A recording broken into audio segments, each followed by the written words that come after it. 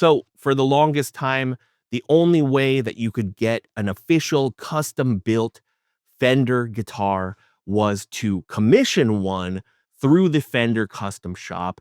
And in case you haven't looked at prices recently, despite how amazing those guitars are, unfortunately, custom shop builds in 2025 start around five, upwards of $6,000 and easily hitting the eight to over $10,000 range, depending on who it is that you are choosing to build your custom shop guitar, whether that is a team built guitar, which is several of the custom shop builders team up together to build your instrument. And then there is the master built guitars, in which world renowned master builders single handedly put your entire guitar together. Now, in 2016, that changed with the introduction of the Fender Mod Shop. It's kind of like the custom shop light, a more budget friendly way for you to get an official Fender custom built guitar.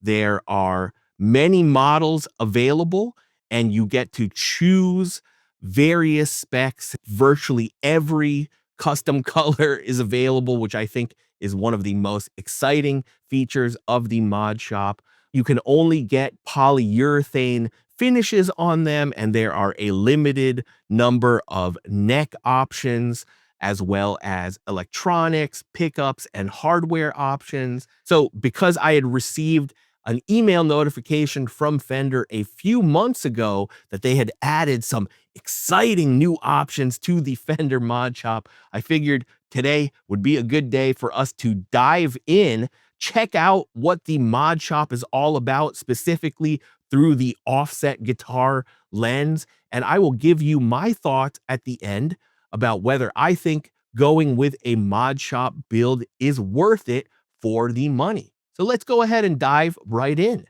Once you get onto the Fender Mod Shop website, you can see the nice, clean, and easy to follow website. And we can go ahead and start our custom build here. Let's just scroll down and see. So how does the Fender Mod Shop work?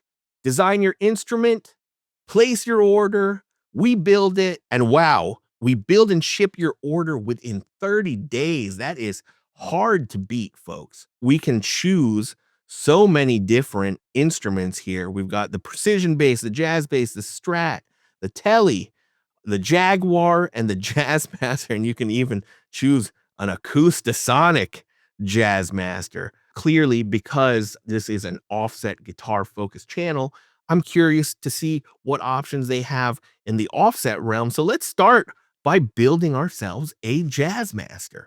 So the first thing we are greeted with here is the orientation of the guitar, and this is a godsend for lefties who have very, very few options, unfortunately, in the offset guitar realm. So we're going to choose right-handed, and you can see right away now that the base price for this is $2,000. So that is kind of on par, a little bit more expensive than one of the American Pro 2 models that you can get. And we will move on now and take a look at the finishes. We've got burst style finishes. We've got two-tone, three-tone sunburst. We've got Antigua solid colors. We've got all of the classics, your Daphne blue, Dakota red, desert sand, surf green. So there's a lot of awesome colors, and some that are not widely available, like the Sonic Gray. Right now, moving on to metallics, we've got burgundy mist metallic, candy tangerine, charcoal frost, all of the rare custom colors, fire mist gold. They are all here. Ice blue, Inca silver, all of those really desirable custom colors are all here. And then you've got your transparent finishes, crimson red, reminds me a little of the SG, vintage blonde, very classy. And then we've got walnut. You can go Elvis Costello with it if you want to. For the sake of today's video, maybe let's go with something classic, Olympic white, as boring as that sounds, maybe an ode to my 1965 Olympic white Jaguar back there. Maybe we'll make something matching here. So let's move along. Now we get to the neck shape, and we've got a maple deep C Jazzmaster. We've got hand rolled fingerboard edges, narrow tall frets, and a 9.5 radius with a deep C profile. This is chunky. Fender loves the chunky necks these days. Curiously, it doesn't really give you detailed specs on what exactly, for example, how thick this neck is here, which is a shame because if you read the fine print for these Mod Shop guitars, once you buy them, once you check out even, you can't cancel your order. You can't return these guitars unless there is something glaringly wrong once it arrives, such as damage during shipping. So the next option that we've got here is a maple C to D, a modern C shape at the nut and transitions to a flatter D shape up the neck for a fast, effortless playing feel. This has 22 narrow tall frets. Again, doesn't show you the exact thickness that you are getting, doesn't even tell you the nut width, which is crazy to me. Then we've got our modern C. It seems like all of these are going to be 9.5-inch radius. So folks that like the original vintage 7.25 radius are crap out of luck here. This one features a modern C back shape, 9.5 radius, and again, narrow tall frets. It seems like our options as far as the kinds of frets that we get are very, very limited. And then we've got a solid rosewood deep C, so same specs as the first neck, except for the fact that it is all rosewood, which means that it would also be probably heavy as hell. And then we've got maple deep C Jazzmaster with block inlays for a $50 upcharge. So you got the block inlays, but no binding. What?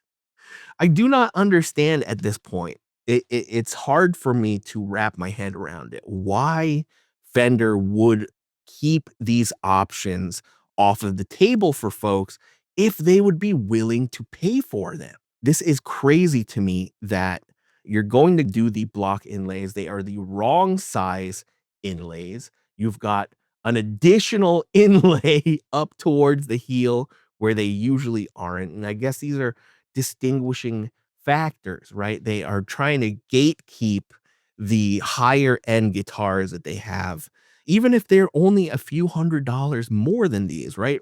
Right now, Fender, as far as the Jazzmasters go, the highest normal production run Jazzmaster that they make is the American Vintage 2 66 reissue, which is $500 or $600 more, or $550 more based on what we've got here. And so yeah, the fact that there's no binding on this neck and no ability to move, for example, the truss rod adjustment to the heel to make it a little bit more vintage accurate. It's silly. It's a missed opportunity as far as I'm concerned. And then we've got, oh, here we've got a little warning. You have selected a limited edition component. This selection may change the following fingerboard option: rosewood. Okay. All right. So we can get a roasted maple deep C. So most of these, with the exception of the modern C, are all deep C necks. So they are chunky necks, which not everybody is going to get on with. And that is, again, a shame, especially for what you can do early on in the customization process. I think I'm going to go with the modern C. I don't want another chunky neck, and I think that this one is going to be the most appealing to me. Now, fingerboard options, we've got rosewood and maple. You don't often see fully maple Jazzmaster necks, and I think that might look a bit classy with our Olympic white build. I know it's sacrilege for some folks, But yeah, let's go ahead with maple. That looks pretty clean. Now we get to the pickups, and now this is new. It seems that we have both the V mods, which have forever been a mod shop option, but now we can get the American Vintage 2 1966 Jazzmaster pickups, which when I looked into the part numbers for these things, I saw the same part number as the pure vintage 65s. So I don't know if these are any different. Even if you look at the specs here, 6.8K, I'm pretty sure that's what they are on the pure vintage 65s. But yeah, so V mods, in case you don't know what V mod Jazzmaster pickups are, they basically are Strat pickups. They are wound closer to the way Strat pickups are with a taller, narrower coil. They sound more like Strat pickups than they do Jazzmaster pickups, in my personal opinion. And then when we get to the pick guard materials, we've got 3-ply black, mint green, parchment, aged white pearl, 4-ply black pearl, and tortoiseshell. And I think I want to keep that clean look. I say let's go with parchment and see what happens. And then you have a choice of plastic colors. So you can go with the black and chrome or vintage white, which is the most appealing to me, or you can go with black. So black and chrome was with the telly barrel knobs, and the vintage white comes with the white witch hat knobs, and the black comes with black covers and black witch hat. So I'm going to go with the white witch hat knobs. And then we get to the tuning machines. You've got a very limited amount of options here. Again, I guess if you want to go vintage looking, you can go with the classic gear tuners or the standard staggered tuners for folks that like more modern. These ones have an 18-to-1 gear ratio. I think they all have an 18-to-1 gear ratio. And we got locking versions of the deluxe tuners. For me, I think the classic gears look the most like a good old vintage Kluson. So I think we're going to go with those. And then we get to the bridge and tremolo. And again, every single time we get through this, we are seeing that we are met with very, very limited options, right? So basically, you have the 6-saddle bridge, which is the American Pro 9.5-inch radius bridge. It's a Mustang style bridge with a fixed radius, which is a good thing, in my opinion. And these are really high quality bridges, so that's great. But you don't have the option of, say, an original threaded saddle bridge here, which is a shame because nothing quite sounds like those bridges as much of a pain as they are for a lot of folks. It would have been nice to see that as an option. And then you get your vintage style floating vibrato. And I'm assuming that this is an AVRI vibrato. It doesn't say anything about how the arm pops in, if it's a pop-in arm or it's a screw-in arm. Based on the way that this picture looks with the hard angle here at the vibrato arm, it's looking like this might be one of the same kinds of vibratos that they put on the American Pros, which are the screw-in ones, not to be confused with the ones on the American Pro 2s, which are the panorama vibratos, and those are pop-in. Those are an option here for an extra $100. I think to keep the build costs down, we'll take a chance with the vintage style floating tremolo and see what that's about. Right now, we are still at only $2,000. No upcharges here. And then you can choose the strap pins, Fender strap locks versus standard. I think I'm going to go with the standard setup. And even strings, they limit your options. I don't know if it's because folks just don't know how to set up 11s, because you only get a choice between 9s and 10s. I guess let's go with 10s. And then you only have one choice for the case.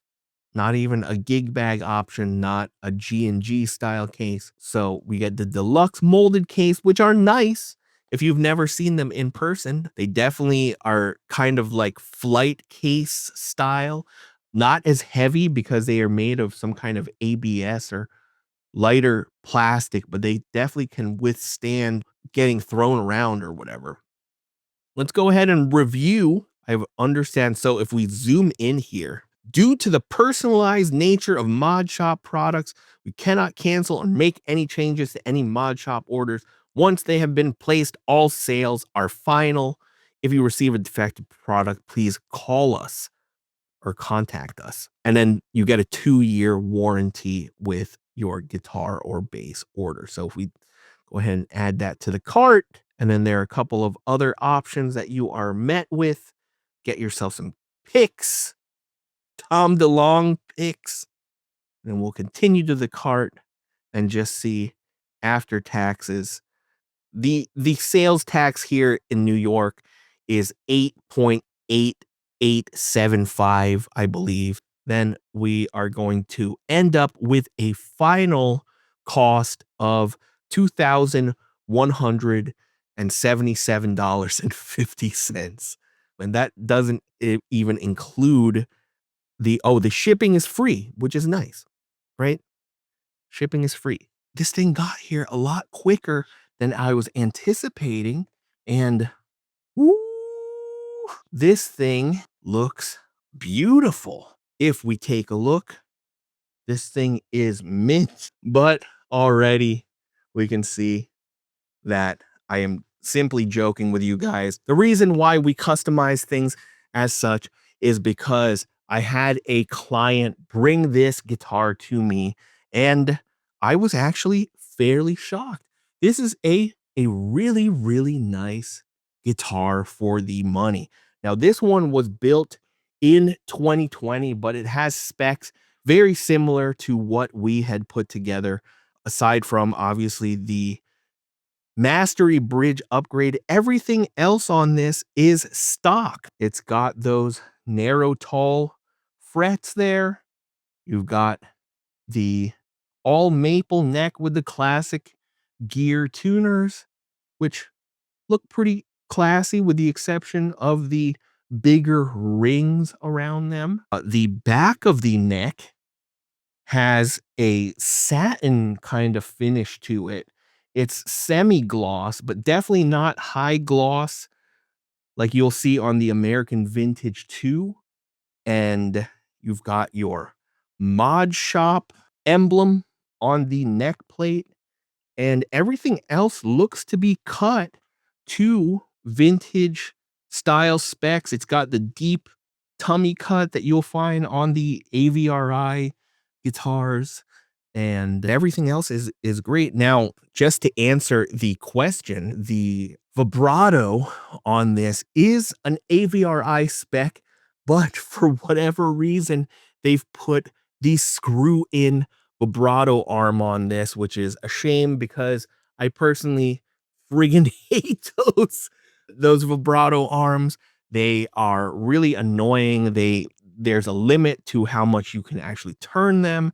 They often squeak and just don't stay where you put them. And I just think that it's a flawed design overall. But after having played this thing, the work that they've done on this is actually really, really good. You can feel the rolled edges on the fretboard, and it's just very comfortable to play. And I think going with the modern C shape was the right move. Now, full disclosure on this one, my client bought this used. It's basically brand new, and he got it for steal right around 1,200 bucks. So clearly, folks that commission these and end up not wanting them in the long term have to sell at a loss. $800 is a pretty significant loss. My client made out like a bandit for this, and I definitely think it's worth the 1,200 bucks. Now, there are a couple things that leave a bit to be desired on these models. One of the most egregious moves to me for these models, when we look under the guard of this thing, you will notice that it is not standard Jazzmaster routing. So if you actually wanted to mod this thing, right, you would have to route this thing out just to add, for example, put the three-way toggle switch over here. And if you wanted to put a proper rhythm circuit into this thing, you would have to open this cavity up because it's just way too small, not even the right shape to put a rhythm circuit in. And I do not understand that choice. If anything, that would alleviate also some of the weight on this guitar, even when you look at the American Pro bodies that you can get as aftermarket parts from places like Stratosphere, you can see that they did go with the traditional Jazzmaster routing. So the fact that you already have paid a premium for this and that Fender kind of go the extra mile to prevent you from further modding this guitar is unforgivable. It's ridiculous to me, to be honest. Now, all of that said, especially for the money, so long as you are not trying to do any further modding on this, or if you're handy with a router or have a luthier or tech that is willing to buy a Jazzmaster template and route this thing out for you, then it is a fantastic build, especially if you can get one used. But for the price, $2,000 plus for one of these, if you are someone that is into more vintage specs, if you are someone that wants a nitrocellulose lacquer finish, unfortunately, Fender really kind of nerfs the options that you have with the Mod Shop offsets. And the same goes too for the Jaguar. You can't even get a traditionally spec'd Jaguar. You can't get these three switches. It's all kind of almost Johnny Marr or American Pro Jaguar style. I just really don't understand this business model at all. I feel like if Fender offered to folks the ability to take, for example, their current production models, in this case, the American Vintage 2 Jazzmaster, and if they allowed you to choose any color with vintage style appointments, and you can even just keep the finish polyurethane, but you can choose at least, let's say, a matching headstock, I really do think folks would pay that $2,500 or whatever to have a fully customized color on their guitars with the traditional routing so that they can do mods without extra hurdles. I just really do not understand. Fender actually also make parts, right? They make parts like your classic player parts that are different neck profile. They have medium jumbo frets. Why are you keeping those things off the table for folks when they're already paying you money to build a custom guitar in this price range? I don't get it. I really don't. And so I hope sometime in the future that Fender will kind of open their eyes, because the only reason that I can see Fender is doing this is because what? You're trying to push folks to the more expensive models. How much more expensive? Not that much. Like your American Vintage 2, that's not that much more money that you are making. And instead, I think you are kind of limiting folks that will consider the mod shop as a serious option. My friends, not everybody has $6,000 plus to drop on a custom shop guitar, right? Some folks might be able to throw down 3K, up to 3K. And if there existed at least that kind of price range, you can give us more vintage style specs, maybe just a limited range, not going as ham as you would with a full Fender custom shop build. But if you just at least opened up some of those options for folks, I feel like folks would gravitate towards them. People would be willing to pay those prices for those. And I mean, if Fender could somehow maybe open it up and just say, okay, $27.99 to have a custom color nitro finish with matching headstock, or $28.99. I even feel like if they price them at $29.99, I feel like folks would go for them, because again, that's specific to them. That's their taste, that's their color. Stop gatekeeping the damn specs, Fender. Stop.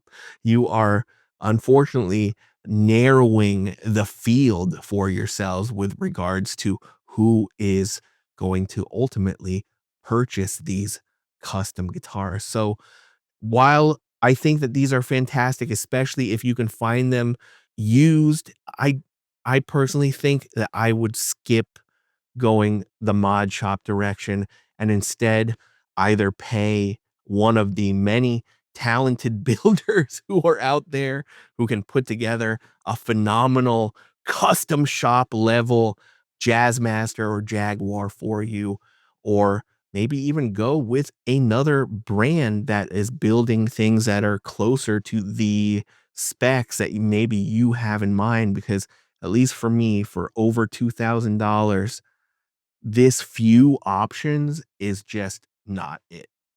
Anyway, I hope this was helpful for you, especially if you've been curious about the Fender Mod Shop. What do you all think? Do any of you own these Mod Shop guitars? How do you feel about them, especially if you've had one for quite some time? Does it leave anything to be desired for you, or are you 100% happy with your commissioned purchase?